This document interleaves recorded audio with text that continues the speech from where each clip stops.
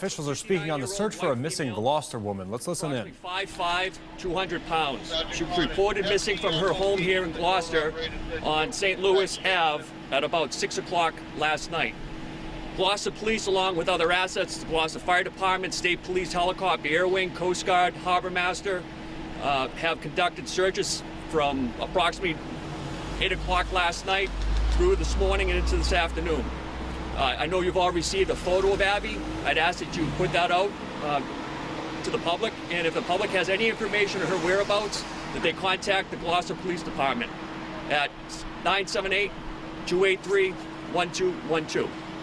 This is a very active investigation. I don't have a lot more information for everybody, but I will take a couple of questions. Chief, do you believe she was out walking? Is that what... So Abbie is known to be an avid hiker. She is a wildlife enthusiast. And in fact, around 4 o'clock yesterday afternoon, she had a conversation with her son and mentioned that she might go for a walk. Did he report her missing? He did not report her missing. Abbie was holding a Super Bowl party last night, and two of her guests that arrived found her not at home, and they thought that was kind of strange, and they contacted the Gloucester Police Department. I know there were some different times, so she was last seen, we believe, 6 o'clock, because I think the press release said 4:30 earlier. So the last communication we had with Abbie was with her son right around 4 o'clock. The guests arrived for her Super Bowl party about 6 o'clock this afternoon, and she was not at home. There was indication that she had been at home, that she had prepared for the party, but she was not there. When she didn't arrive after a little while, they called the Gloucester Police Department and reported her missing. As far as where you guys are searching today, you obviously seen by air, by land. I imagine looking in the water as well. Can you just talk about the search area? Yeah, absolutely. So we've had since last night, the U.S. Coast Guard has had 47-foot boats out in the water searching off of Brace Cove. It was an area that Abbie was known to frequent. We've also had Coast Guard fixed-wing aircraft fly early this morning. These aircraft are equipped with highly sensitive camera equipment and thermal imaging equipment.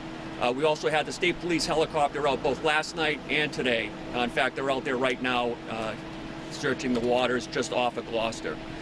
We know because she was an avid outdoor enthusiast that we are searching both areas around the water and our wooded areas as well. Did she have her cell phone? Did she have anything with her when she left? She did not have her cell phone when she left. Her cell phone has been located and it's in the custody of the Gloucester Police Department. We have indication that she may have taken a jacket when she left. Cell phone located somewhere outside of the home?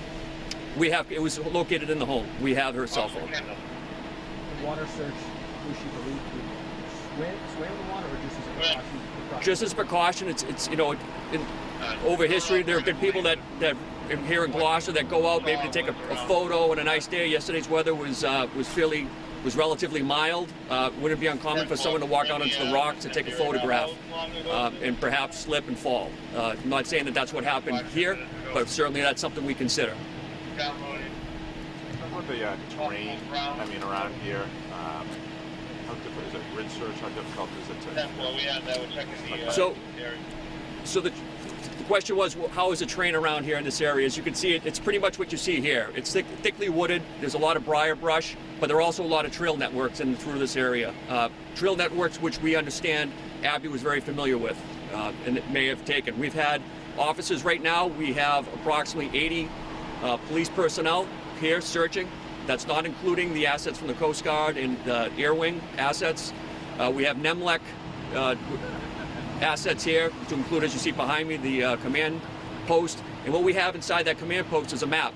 And we utilize that map to make sure when we give out assignments that we're not, doubling the effort. Or if we're going to decide to double the effort, we're at least aware of that.